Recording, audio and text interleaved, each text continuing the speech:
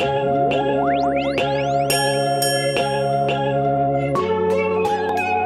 know for a fact there is a creator. I've seen his fingerprint.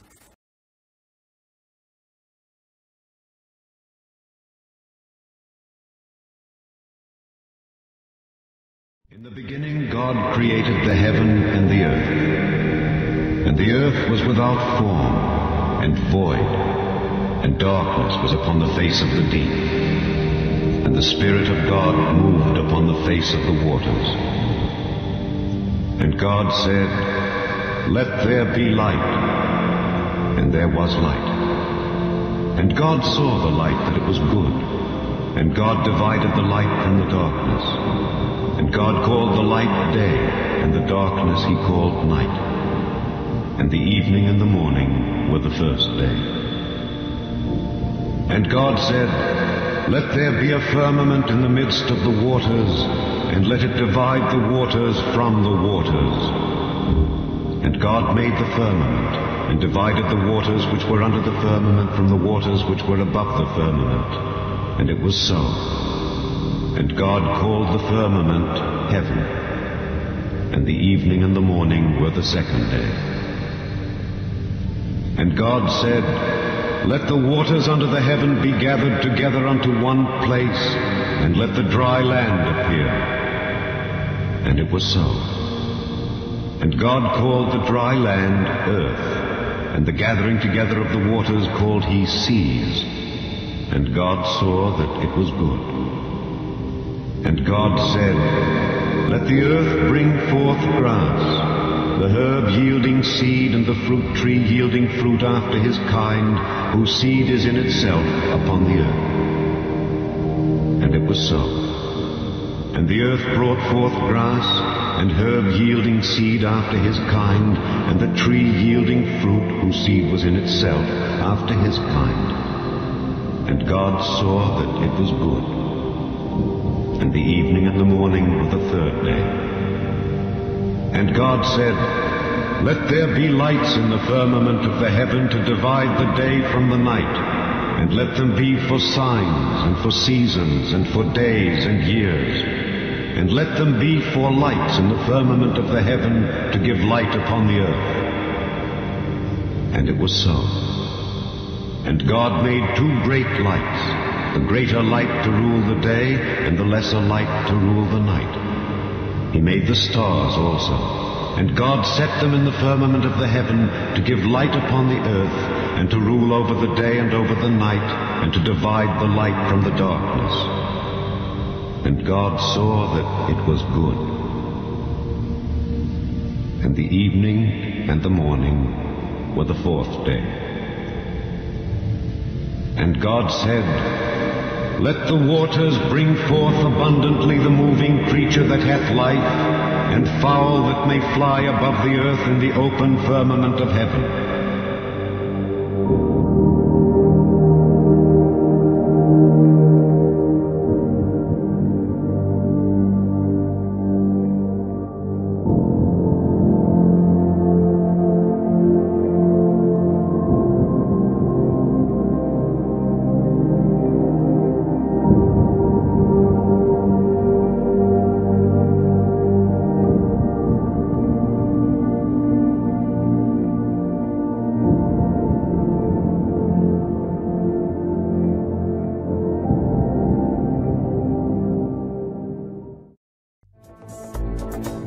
The great dragon was cast out, that old serpent called the devil and Satan, which deceiveth the whole world.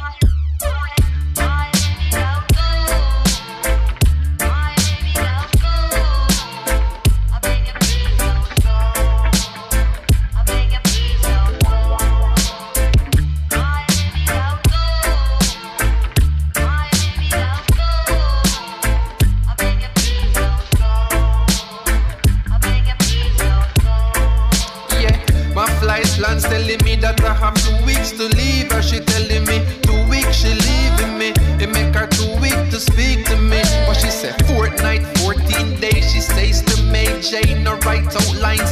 White out lines and just freestyle whatever on your mind at the time. So I'm asking her like, why you crying? And that line, what I need to give. I'm flying back to where I live. And girl, I know to you it seem hard, but Uncle Sam want me out in country cause I don't possess no green card. No hurricane couldn't stop me. And apparently all the what's in the world must have shocked me. Cause I keep saying no single and alone. And not even a mingle when the home skin a tingle. When I ring you on the phone you have to hand it to me.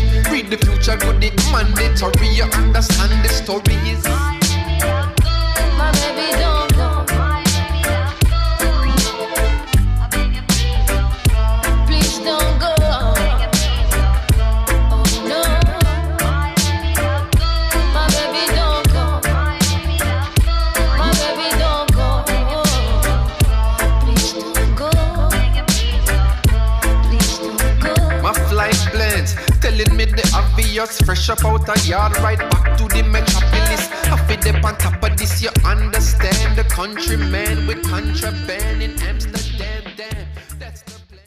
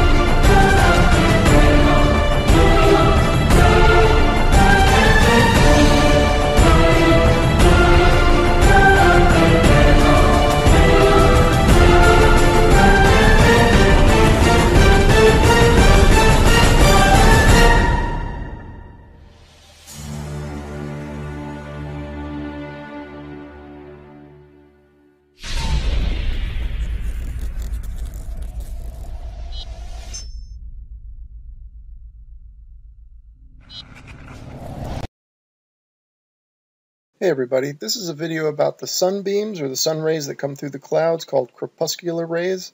And what I'm going to do here is prove in this video with a series of proofs beyond a shadow of a doubt that the sun is close and the sun is small. First I'm going to show you an experiment I did with the sun rays that's very solid proof that the sun is in fact close and not very big.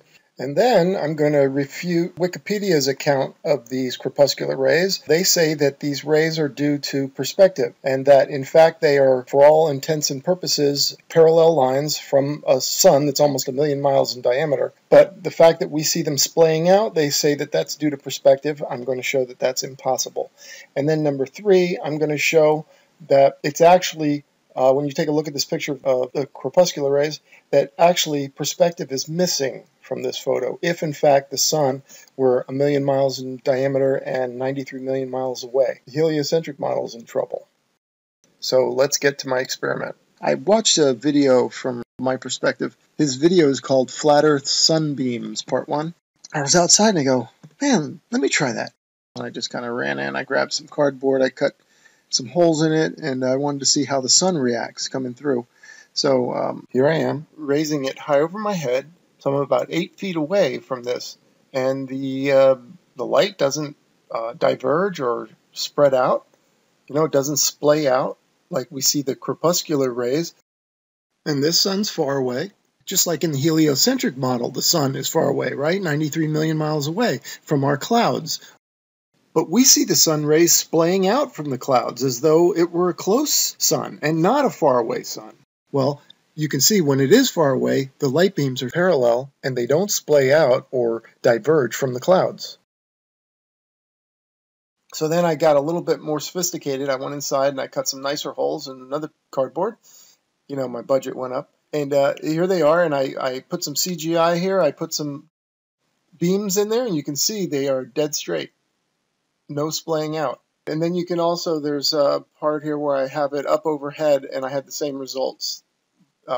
No splaying out. So this is the example of the faraway sun, that the rays, this is what we should experience coming through the clouds. The rays from a sun that's almost 1,000,000 miles in diameter and 93 million miles away, when those rays get here, they should be parallel and dead straight. But we don't see them as dead straight. We see them splaying out or diverging from the clouds. Something's not right here. Okay, here I am inside. Notice I got my light close. Look at already you can see the light splaying out. You see that? I drew you can see the circles on the floor and on my piece of cardboard actually. Those are the original size of the holes that when I was outside, they lined up perfectly. Here, you can see them completely splaying out. And if I put the rays on it like this, the sun rays, and that's not even as splayed out as they got. It's just that the cloud is in view. And I want you to be able to see the cloud, which is my cardboard with the holes cut out of it. That way I could line up the rays. But as you can see, when I moved up a little bit off the floor and put the light even closer, the rays really splayed out. So I just wanted you to see that. Okay, so there you go. There's hard evidence that when the light source is close to the clouds, the light will diverge. The dispersion pattern you can see when I was outside, the dispersion pattern remained the same, meaning the 5 holes that I had, like that, stayed exactly the same, and that's a faraway light source. But when the light source was close, they splay out. That definitely supports the flat Earth model of a small, close sun. Okay, let's analyze this claim that science makes and Wikipedia makes that the crepuscular rays are due to perspective, that they're actually very close to parallel lines. For all intents and purposes, they are parallel, coming from a sun that's almost 1,000,000 miles in diameter, but we don't see them parallel coming through the clouds. Those crepuscular rays are angled outward. They splay out. They're diverging from the clouds. And Wikipedia is saying that that's due to perspective. Okay, and Wikipedia also uses railroad tracks like these. And they say, see how these converge at your horizon, or they diverge from the perspective of the sun outward? And they're saying that that's what's going on here. Okay, so we need a quick little review of perspective.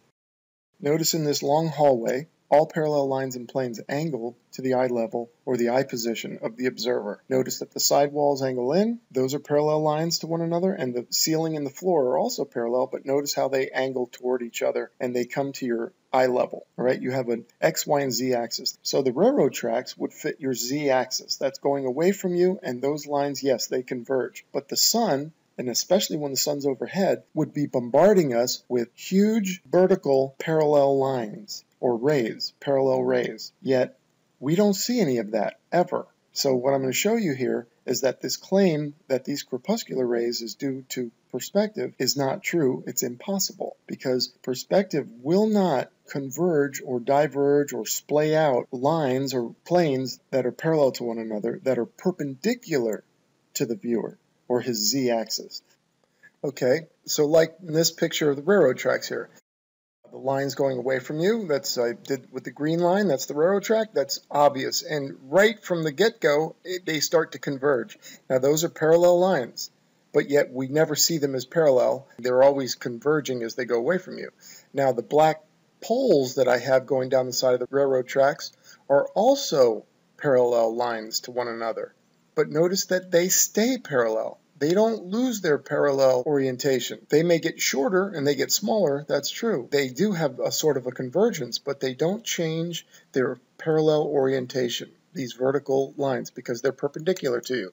Now, this is why invoking perspective to explain the corpuscular rays doesn't work, because perspective does not splay out these vertical lines, yet whenever the sun is overhead, we should see vertical parallel rays everywhere, and yet we don't see them. So perspective as an explanation for this is invalid.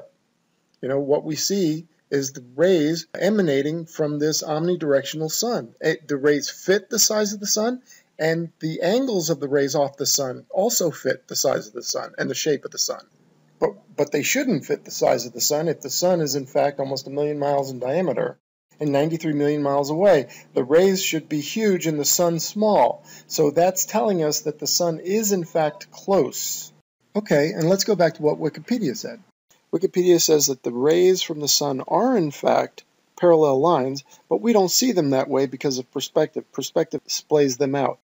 Okay, look at this picture. I put these rays in. Okay, so this is what's really going on, Wikipedia says. They say the rays are really parallel, and they would be from a 1 million mile diameter sun. But this is what our eyes do through perspective. It splays it out. Okay, here's another one. They say this is how they really are. They're vertical and they're parallel, but our eyes splay them out like this. Okay, so then why doesn't perspective take these telephone poles and splay them out like this? We don't see that, do we? Why doesn't it take these buildings and splay them out like this? They're vertical and they're parallel. Well, because what we see, the corpuscular rays, is not due to perspective. It's just due to the nature of an omnidirectional light source with the light coming out in all directions. And it's coming from a small sun. It's impossible that this sun is 1 million miles in diameter, as I've already showed you. So then if it's not perspective, these corpuscular rays are not due to perspective, as Wikipedia and science in general claims they are, then what are they? Well, it's very simple. All they are is radially propagated light. Or another way of saying it, light rays emanating out from a common center, like the sun, or any light. And I understand that the light rays coming off the sun looks like perspective. It shares the common trait where with perspective all the lines and planes converge at a point in the distance called your vanishing point. The sun also has that look where looks like the rays all converge at a point in the center of the light. Actually, the light rays are emanating out from a common center, but I can understand how they look alike, but they're not the same. Okay, that's all it is.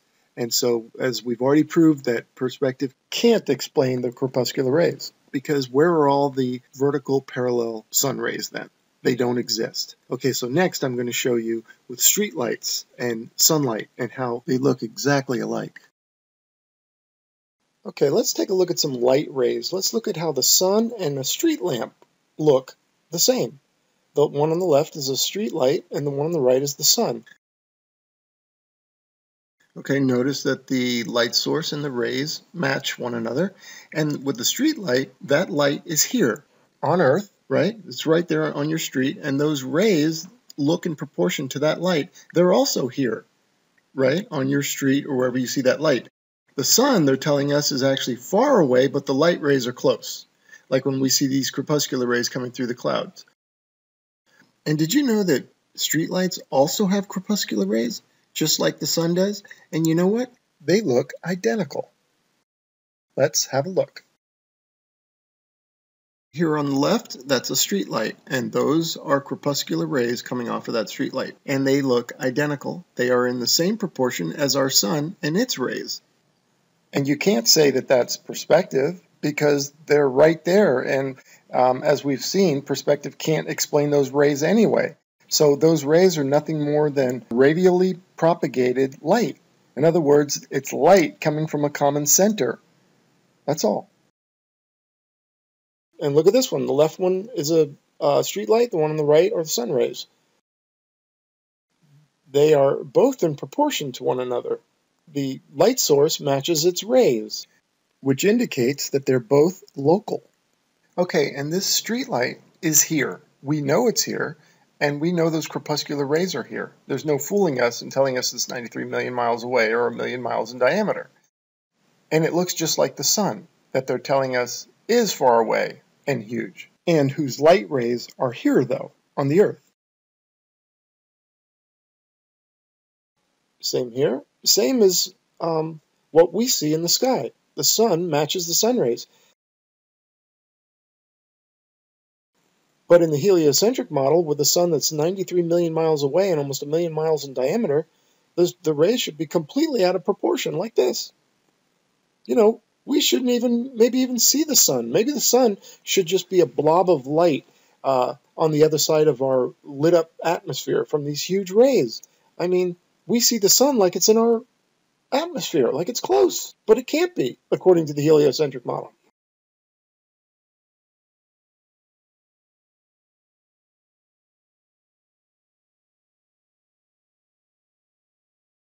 And next, I want to show you how, in this photo, perspective is actually missing. And what's ironic is the very linear perspective that they tried to invoke to explain this photo is actually missing from this photo for the heliocentric model to be true.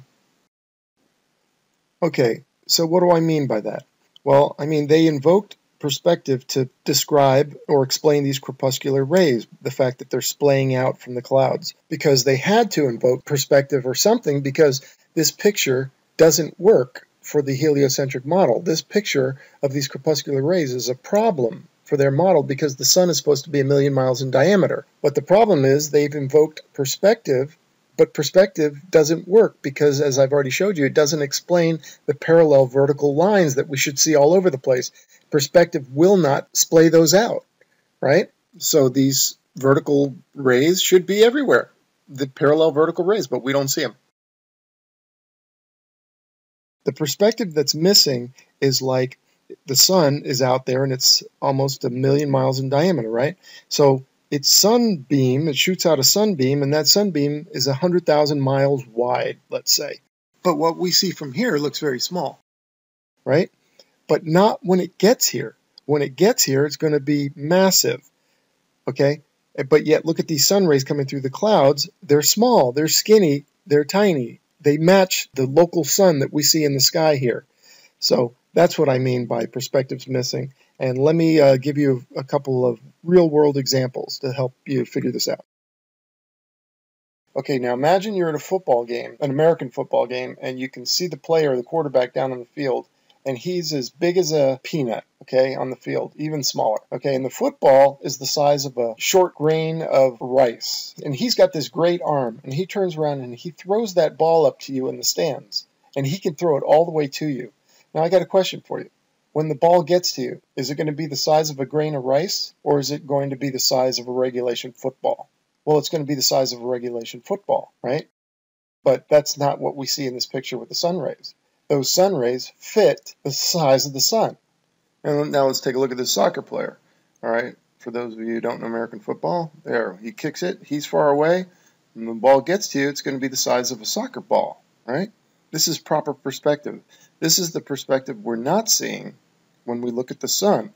The sun that we see in the sky is close. Okay, here's a train leaving a station far away down the tracks. Also analogous to the rays leaving the million-mile diameter sun. Okay, the rays would be massive just like the train is massive compared to that little train station. Right? That's proper perspective. Now look at these shafts of light coming from the sun, the rays. The sun on the right here, each of its rays that you see coming off the sun would be about 100,000 miles wide, just like this. You could fit 10 Earths side by side in that ray. Okay, so when we look at these rays, they're not 100,000 miles wide, and they're diverging out from a small sun that we see in the sky. I mean, that proves right there the sun is close and small.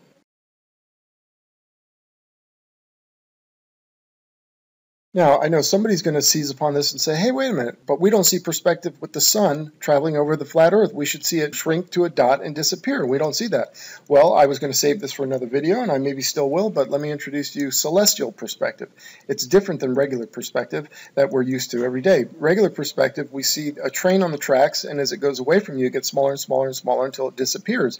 But the sun, on the other hand, is different because the sun, when it's quote-unquote next to you, is high overhead and has already experienced a reduction in size. Now, as it goes away from you, it follows the convergence lines down to your horizon, essentially keeping it same distance from you. So the two movements offset each other. The one, the sun moving away from you, and then the visually lowering as it follows the convergence lines down to your eye level horizon. Also, the sun is too big to shrink to a dot anyway, right? It's going to go below the observer's horizon before that happens. Now note this about the convergence lines. Notice that on this wall of lines, the higher up they get, the more steep they get. They orient themselves away from the horizontal and more to the vertical. So the train on the tracks, as that goes away from you, it's right on your eye level. It's actually on your z-axis. Here's a picture of the z-axis, x-axis, and y-axis. It's on your z-axis, so all you can see is the train get smaller and smaller and smaller. You can't see any movement laterally or vertically out of that plane. But the sun is different because the sun, even though it's cruising over the Earth parallel to the ground, it's on a much higher plane. So when it's overhead, it's already had a visual reduction in size. So now when it goes away from you and it follows those convergence lines down, it'll appear to be the same size because the going away and the lowering kind of offset each other. And same as this train. If you put this train high up overhead, that will cause it to already have a visual reduction in size also. So now when it goes away from you, it too will maintain its size. Kind of like if you're flying a kite, right? And you have the kite and it's a mile overhead, well, it'll appear a certain size, right? But let's say it takes a nosedive, but the string stays taut, so it goes all the way to the ground. Now it's a mile further down the road from you, but it's still the same size visually, right? So that's kind of how this works too. So let's recap. In my experiment, I showed that when the sun is close, the rays splay out, but when the sun is far, the rays are straight parallel beams. Yet, this is what they show us, this picture of crepuscular rays, and say that that's a faraway sun. Then I showed you how perspective can't explain what we see because it doesn't splay out things like these poles or these buildings.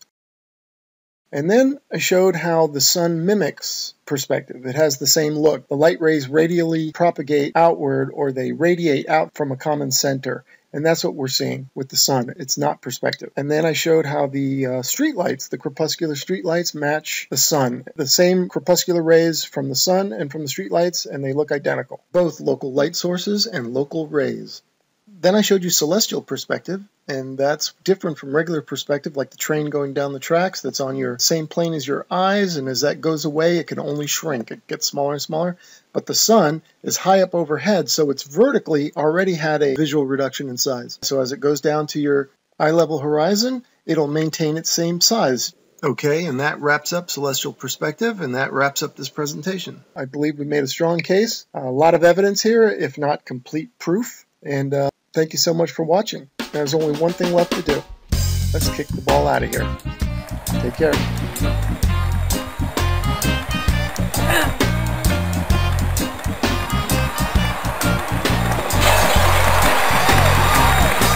The earth is flat, living in illusion. The earth is flat. We take some illusion. The earth is flat, living in illusion. So people don't know what to do. The earth is flat, living in illusion. The earth is flat, it stays in illusion. During Arctic summer, from approximately the 22nd to the 25th of June, at a high enough latitude and altitude, you can watch a phenomenon known as the midnight sun, where the sun stays continuously visible in the sky for 3 days straight. The midnight sun rises on the 22nd, and for the next 72 hours never disappears from sight, slowly ascending and descending every 12 hours, showing 3 brilliant sunsets and sunrises without ever actually setting below the horizon. In the Brighton Examiner of July 1870, United States Ambassador to Norway Mr. Campbell described his experience witnessing the midnight sun with a group of gentlemen on a cliff 1,000 feet above the Arctic Sea at the 69th north parallel. It was late but still sunlight. The Arctic Ocean stretched away in silent vastness at our feet. The sound of the waves scarcely reached our airy lookout. Away in the north, the huge old sun swung low along the horizon, like the slow beat of the tall clock in our grandfather's parlor corner. We all stood silently, looking at our watches. When both hands stood together at 12 midnight, the full round orb hung triumphantly above the waves. A bridge of gold running due north spangled the water between us and him. There he shone in silent majesty, which knew no setting. We involuntarily took off our hats. No word was said.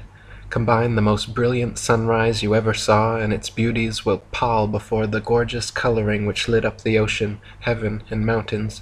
In half an hour the sun had swung up perceptibly on its beat. The colors had changed to those of morning.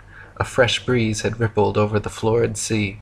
One songster after another piped out of the ground behind us. We had slid into another day. From the land of the midnight sun. Tourists from Haparanda prefer going to Ayasaksa, a hill 680 feet above the sea, from which, through 8 or 10 miles south of the Arctic Circle, they can see the midnight sun for 3 days.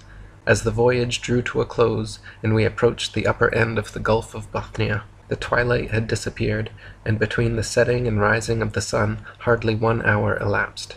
Haparanda is in 65 degrees 31 minutes north latitude and 41 miles south of the Arctic Circle.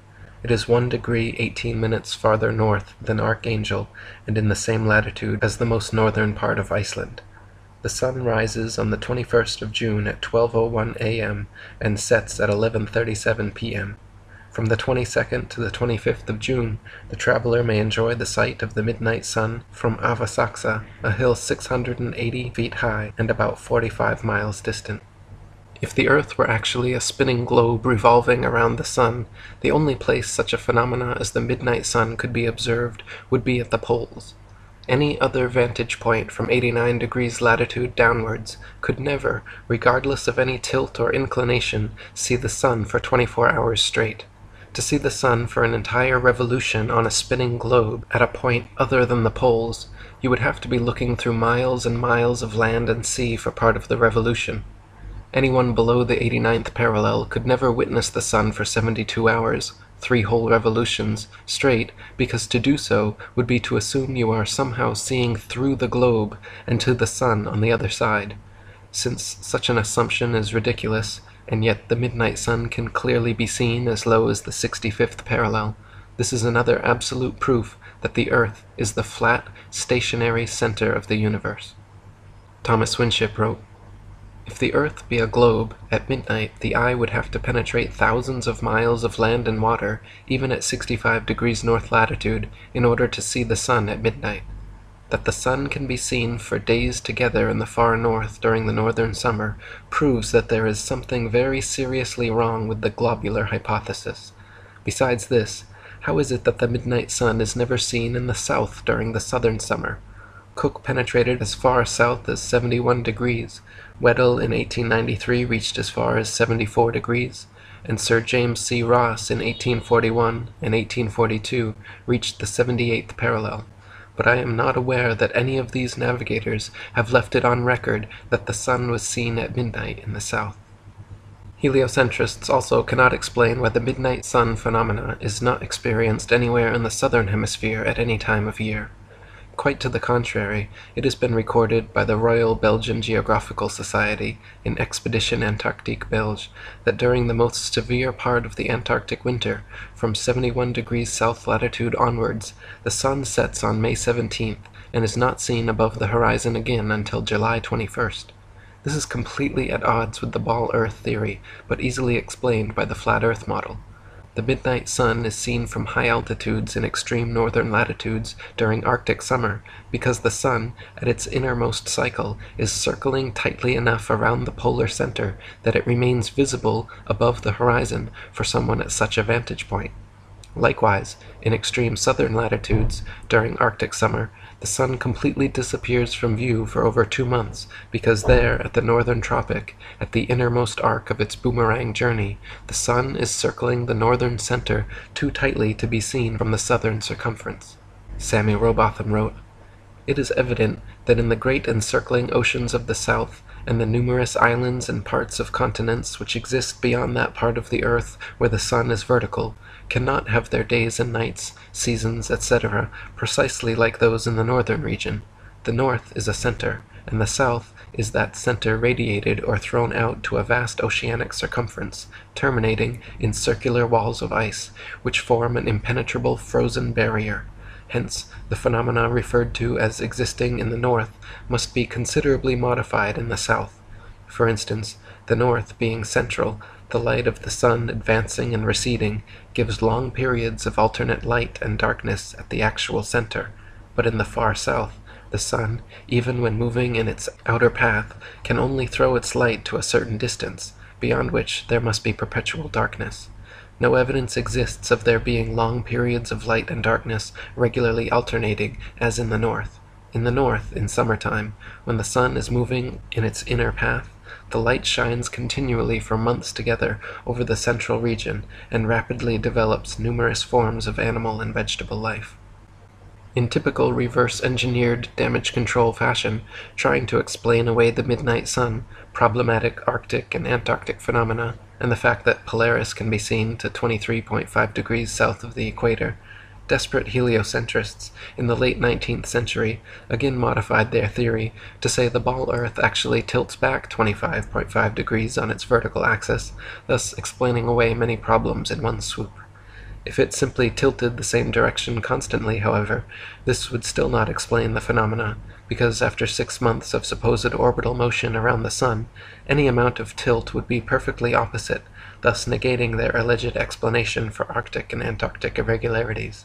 To account for this, heliocentrists then added that the Earth also wobbles in a complex combination of patterns known as planetary nutation, the Chandler wobble, and axial precession, which, in their vivid imaginations, somehow explains away common sense. Common sense, however, says that if the heat of the sun travels 93 million miles to reach us, a small axial tilt and wobble, the difference of a few thousand miles, should be completely negligible. If the ball Earth actually spun around 93 million miles from the sun, regardless of any tilt or wobble, temperature and climate the whole world over should be almost completely uniform. If the heat of the sun truly traveled 93 million miles to reach the Earth's equator, the extra few thousand miles to the poles, regardless of any supposed tilt or wobble, no matter how extreme, would surely be negligible in negating such intense heat. E. Eschini wrote, "The supposition that the seasons are caused by the Earth's annual motion round the sun at a mean distance of 93 million miles is grotesque. According to Piazzi, the size of the sun is in proportion to the Earth as 329,360 to 1. The diameter exceeds that of the Earth 112 times. The Earth appears, as Biot says by this statement, a mere grain of sand as compared to the sun. This enormous expanse of light, focused on a rotating grain of sand, at the distance of 93 millions of miles, would cause the same season throughout it. The paltry few miles in comparison that separates London from Cape Town could never cause diverse seasons, neither would the distance from London to the Riviera justify the difference in the climate that characterizes the two places. Common sense also says if the Earth were actually a ball spinning daily with uniform speed around the sun, there should be exactly 12-hour days and 12-hour nights everywhere, all year round, regardless of any alleged tilt or inclination. Half the sphere would always be lit, and the other half not. The great variety and length of days and nights throughout the year all over Earth testifies to the fact we do not live on a spinning ball planet. There cannot exist phenomena such as this on a globe, nor the midnight sun, nor anything like Antarctic winter, where the sun is nowhere to be found for over 2 months per year.